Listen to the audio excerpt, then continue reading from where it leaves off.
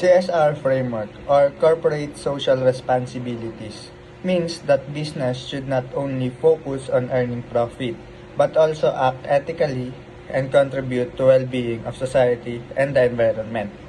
It's about being responsible, making sure that company actions are sustainable and beneficial to the communities. In short, CSR helps align a company goals with the greater good para sabay umunlad ang business at ang lipunan. In the Philippines, CSR is deeply connected to our Filipino values like bayanihan or community spirit and pakikipagkapwa-tao, which means caring for others. Both government and private sectors encourage company to practice CSR. Common focus area includes education, environmental protection, livelihood program, healthcare, and disaster relief. So CSR in our country is really about giving back and helping improving people's lives. Philippine CSR framework is based on ideas of inclusive growth and sustainable development, meaning progress that benefits everyone and protect future generation. It has three main pillars. First is economic responsibility, which means practicing fair trade and ethical businesses. Second is social responsibility, which focus on employee welfare and supporting communities. And third is environmental responsibility, which ensure the sustainable of natural resources. This framework also supported by government policies like the SEC Memorandum Circular Number 19, Series of 2019, which provides sustainability reporting guidelines for companies. Through this, businesses are guided to be transparent and social responsible. What is ISO 26000 or ISO 26000? It is an international standard that provides guidance on how organizations can be socially responsible. It was released by the International Organization for Standardization or ISO noong 2010. Unlike other ISO standards, hindi siya for certification, meaning companies don't get certificate for following it. Instead, it gives principle and best practice para maging responsible and ethical ang operation ng isang company.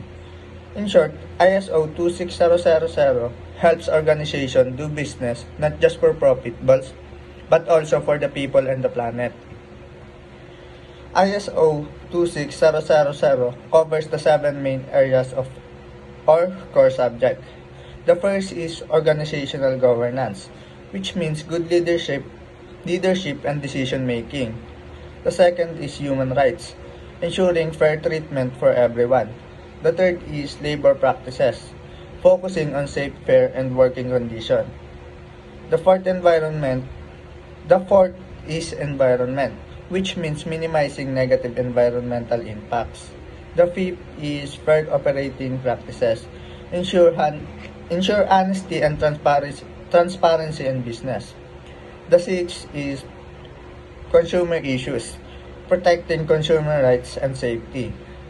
And lastly, community involvement and development, where companies help local communities grow and improve. So these the 7 areas guides business to be socially responsible in all aspects.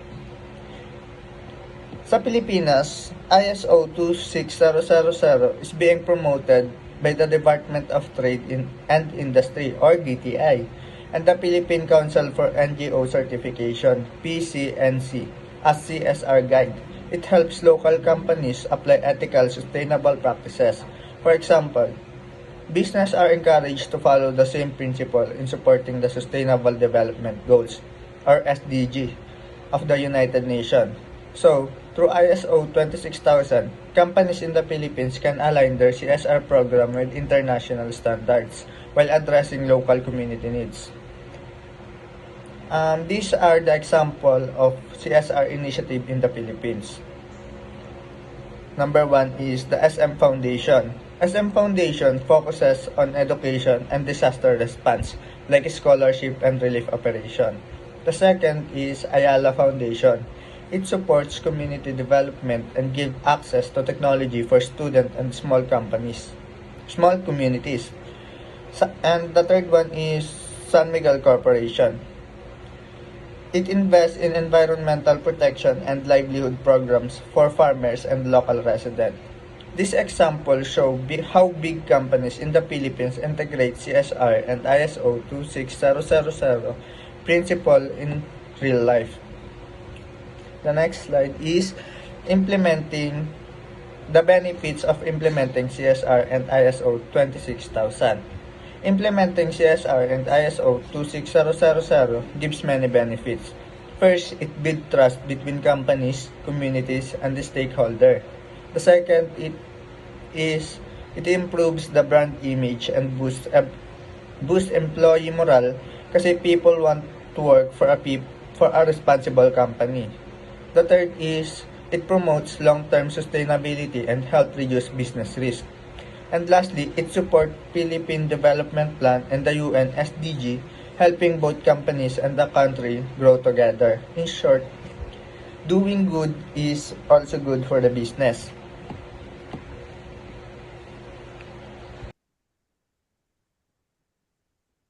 So my topic is GRI or Global Reporting Initiative.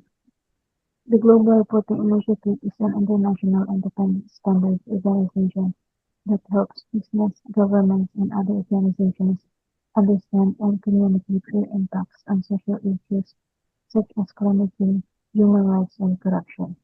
GRI provides the world's most well-to-use standards for sustainability reporting known as the GRI standards. So here are the key components of GRI standards. First is the universal standards. It serves as the foundation guideline for all sustainability reports and used by all organizations. Universal standards comprise three main standards. First, the foundation. It is the standard starting point for organizations using GRI standards. Explain explain how to use the GRI standards. It set It sets out the principles for defining report content and quality, ensuring that the sustainability report is accurate and reliable. Next is disclosure. Provides information about the reporting organization, covering areas such as governance, ethics, and integrity. These standards helps stakeholders understand the organization's structure, policies, and practices. Third is material topics. This standard guides organizations on how to identify, assess, and report on material topics. Number two is sector standards, designed for specific industries such as oil and gas, agriculture, textile, or manufacturing. Topic standards focus on specific sustainability topics such as energy use, emissions, water consumption, and labor practices. Here are the core purpose of GRI or Global Reporting Initiative. First is to promote transparency. It helps companies disclose important info about how their activities affect people. It also builds trust with customers, investors, communities, and stakeholders by showing they take sustainability seriously. Next is encourage accountability. Makes companies take responsibility for their social, environmental, and economical impacts. Encourage businesses to own up to problem and work towards solutions. Facilitates comparability and benchmarking. Supports better decision facilitates communication with stakeholders, align with global sustainability goals, and drive sustainable business practices. Encourage It encourages organizations to adopt strategies and operations that are environmentally and socially responsible. It also helps negative impacts and enhance positive contribution to sustainable development. Next is the UN Sustainable Development Goals. The United Nations Sustainable Development Goals are a universal call to action and cover to protect the planet and ensure that all people enjoy peace and prosperity by the year 2030, adopted by all UN member states in 2015 as part of 2030 Agenda for Sustainable Development. The SDGs provide a shared blueprint for tackling the world's most pressing challenges. So the UN Sustainable Development has a total goals of 17 and their total targets are 169. Objective of the Sustainable Development Goals is to eradicate poverty and hunger, promote good health, quality education, and gender equality, ensure access to clean water, affordable energy, and decent work, reduce inequalities and tackle climate change, foster innovation, responsible consumption, and sustainable communities. Also promote peace, justice, and ensure constitution, and strengthen global partnership.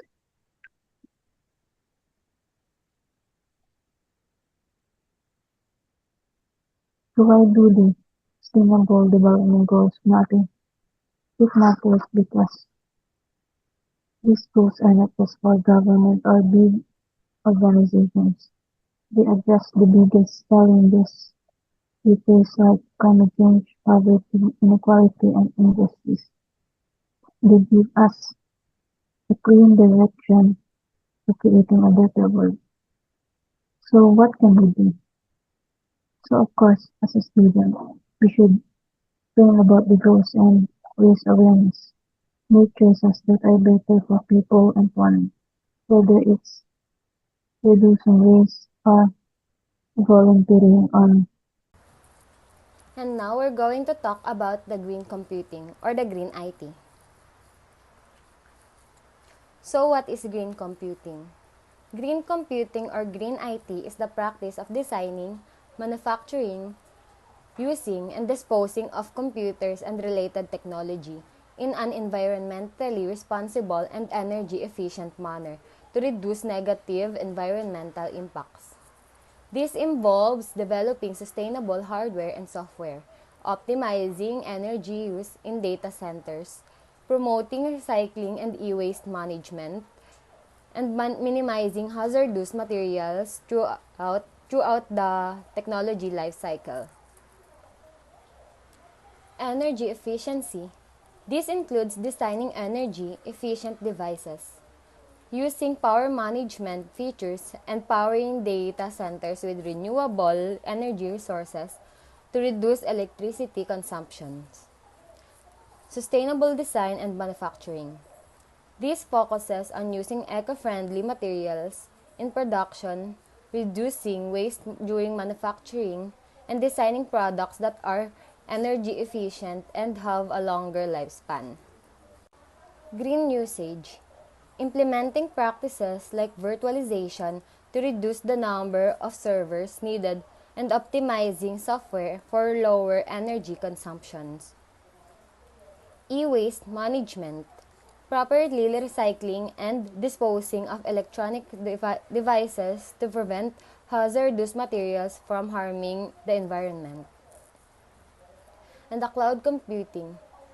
Utilizing cloud services can reduce the need of individual companies to maintain large, energy-intensive physical servers.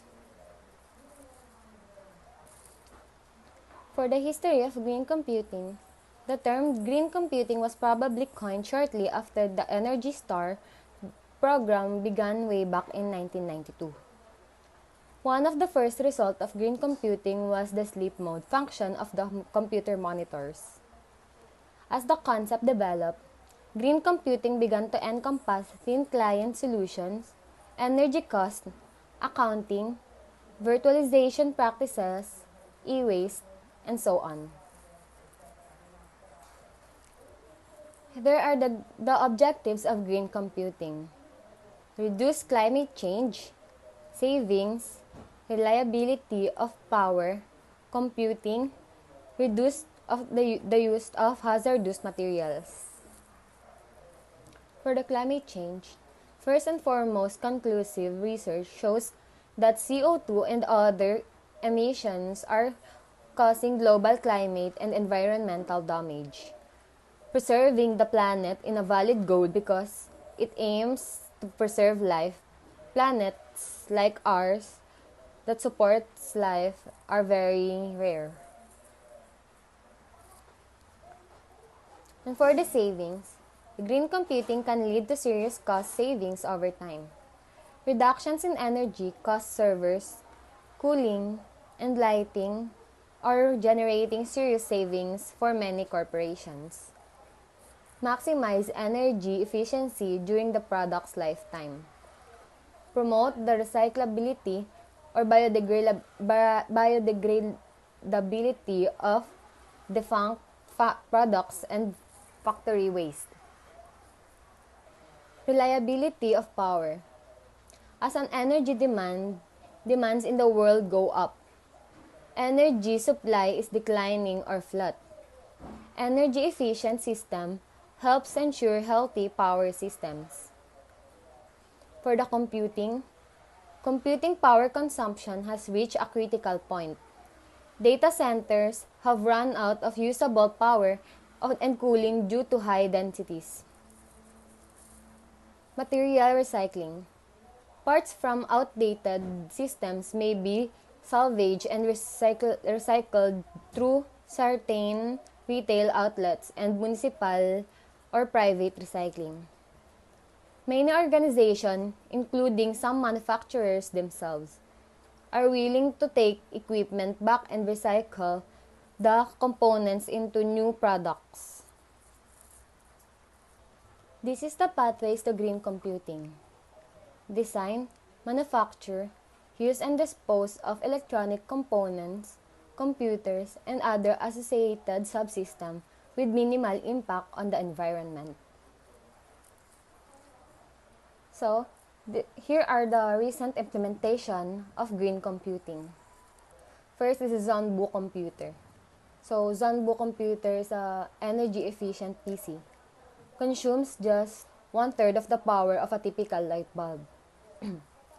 The device ran the Linux operating system using a 1.2 GHz processor and 512 MB of RAM. Next is the Fit PC. It is designed to fit where a standard PC is too bulky, noisy, and power hungry. Fit PC draws only 5 watts consuming in a day. Less power than a traditional PC consumes in 1 hour. Sunray Thin Client. Thin clients like a Sunray consume far less electricity than conventional desktop. A Sunray on a desktop consumes 4 to 8 watts of power because most of the heavy computation is performed by a server. Suited for cost-sensitive environments such as call centers, education, healthcare, service provider, and finance. For the approaches to green computing, here are the displays. LCD displays use a CCF bulb. LED displays use an array of LEDs. LCD monitors uses 3 times less when active and 10 times less energy when in sleep mode. LCDs are up to 66% more energy efficient. LCDs are also smaller in size and weight. 21 CRT typically uses more than 120 wattage.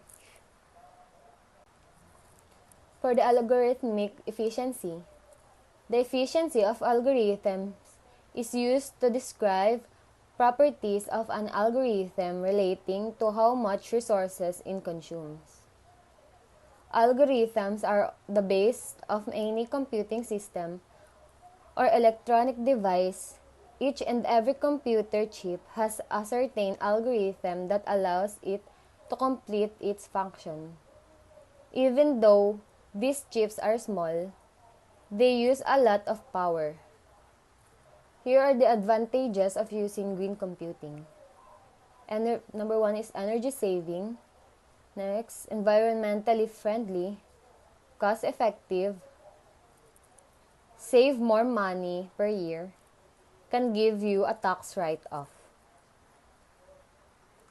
For the disadvantages, high startup cost, not readily available, still in experimental stage, sacrifices performance for battery life, not for everyone.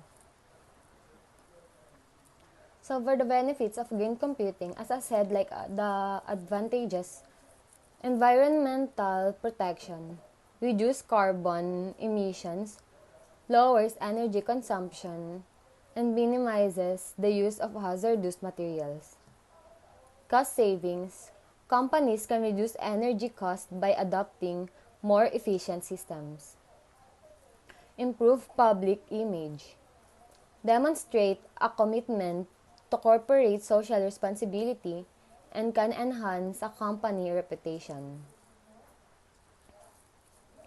The future of green computing.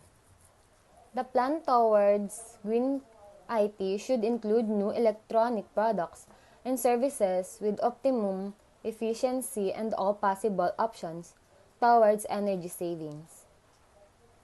That is, enterprise-wise companies are laying emphasis on moving towards eco-friendly components in computers. The use of eco-friendly sustainable components will become the norm rather than the exemptions in future. So far, consumers haven't cared about ecological impact when buying computers. They've cared only about speed and price. Green computing can lead to a lot of energy savings, reduction in emission of CO2 and CFCs, which leads to environment protection. It also leads to serious cost savings over time. The features of green computing of tomorrow would be like efficiency, manufacturing and materials recyclability, server model, self-powering, and other trends.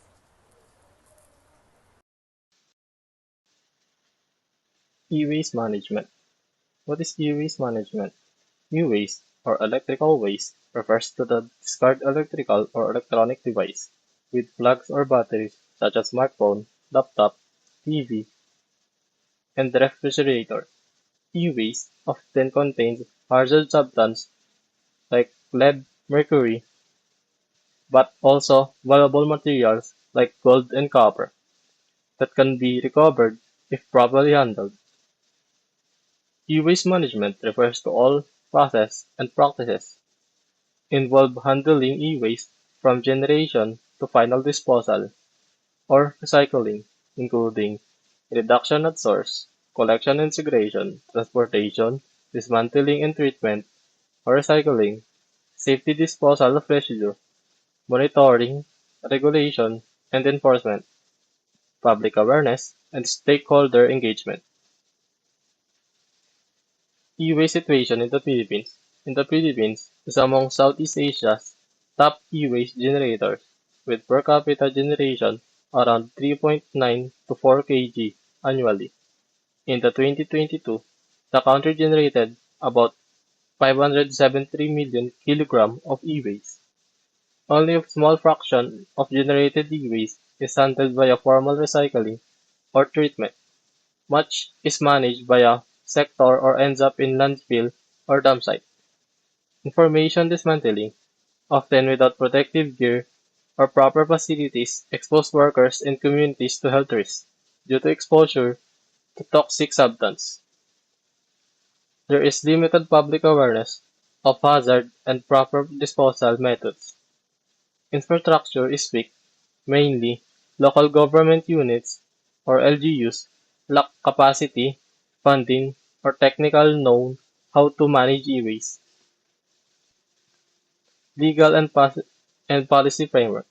The Philippines does not yet have a comprehensive specific law solely for e-waste. Existing law that partly cover the spec e-waste are RA 9003, RA 696 under DNR or EMBD, and lastly Senate Bill No. 751. What e-waste can do to us? When e-waste is not properly handled, it can release many toxic substances into the environment with various harmful effects, exposure and release mechanism. When devices are discarded, on-sand recycling practice like open burning, acid leaching and manual disassembly, dumping, shredding can release up to 1,000 different chemical substances into the environment. Toxicants are released into air, soil, and dust, and water, which may then spread to surrounding communities even beyond the intimate site. Environmental and social impact. Ecosystem may become contaminated, affecting food chains and agriculture water supply. Toxicants may travel from e-waste site to distant communities, causing broader exposure. Problems and key challenges. Rapid growth of e-waste. E-waste is among the fastest growing waste streams globally. In 2022, about 62 million tons of e-waste are generated globally, yet only 22.3% was formally collected and recycled in documented system. Informal recycling, unsafe practices. A considerable portion of e-waste is handled by the informal sector using practices that do not meet environmental or health safety health safety standards. Vulnerability of low and middle income countries. And in LMIC, there is less infrastructure, regulation, enforcement, and resources for safe e-waste management. Thus, the burns fall more heavily on these countries. Cross-border, illegal shipment of e-waste often target countries with the weaker governance or oversight. Implementation, strategies, and role in professional practices. Extended producer responsibility. Require manufacturer, importers, distributor to take responsibility. Formalize collection and aggregation network. Set up drop-off points of e-waste collection bins. Partner LGU with accredited recycler dismantler. Accredited treatment, storage disposal facilities. Accrediting and regulating facilities that can safely dismantle treat hazard functions. Public awareness and education. Campaign to, in, campaign to inform citizens of risk and proper disposal. Role and professional practices and ethical consideration. As engineer, environmental, or management professional, or future professional, your responsibility include design products with the sustainability in mind, ensuring handling in your organization meet the legal and ethical standard, advising or collaborating with LGUs, communities to build sustainability system, conducting life cycle assessment and environmental impact assessment, advocating for better policy, compliance, and transparency. In social issue context, you can emphasize quality, ensuring poor Marigara communities are not disproportionately harmed by informal e-waste handling. In conclusion, e-waste management in the Philippines remains growing social environment and professional concern as the country continues to experience rapid technological advancement and digitalization. The amount of discharged electronic device also increased. However, the lack of comprehensive e-waste law limited the recycling facilities, and the low public awareness hindered the proper waste handling. Much of the e-waste still end up in formal recycling sites, exposing workers and communities to serious health environment risks. Good day everyone. Today I'll be talking about digital inclusion. This topic focuses on how we can make sure everyone has equal access to technology and the internet. My presentation will explain what digital inclusion means, its context, importance, and examples of how it works in real life. What is digital inclusion? Digital inclusion means making sure that all people, no matter their age, income, education, or where they live, can access and use technology. It's about giving everyone a fair chance to join and benefit from the digital world we live in today. Cat. Definition of digital inclusion. Digital inclusion refers to the efforts and programs that help individuals and communities gain access to affordable internet, develop digital skills, and receive the support they need to use technology effectively. The main goal is to bridge the digital divide, which is the gap between those who have access to technology and those who don't. Context of digital inclusion. In our modern world, technology affects almost everything, from education and work to healthcare and communication. But not everyone has the same access to gadgets or to the internet. That's why digital inclusion is important. It focuses on making sure that no one is left behind in this digital age.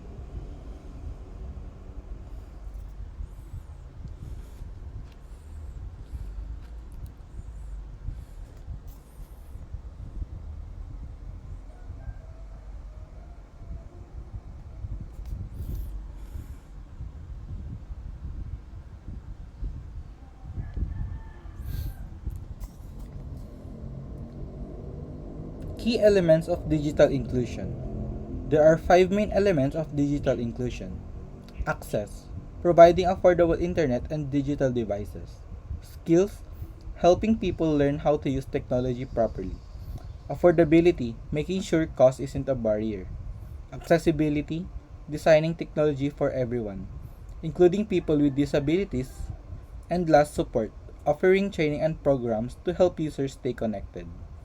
All of these work together to make sure technology truly inclusive. Why digital inclusion is important? Digital inclusion is important because it promotes equal opportunities for all. It allows students to learn online, helps people find jobs, supports communication, and strengthens the economy.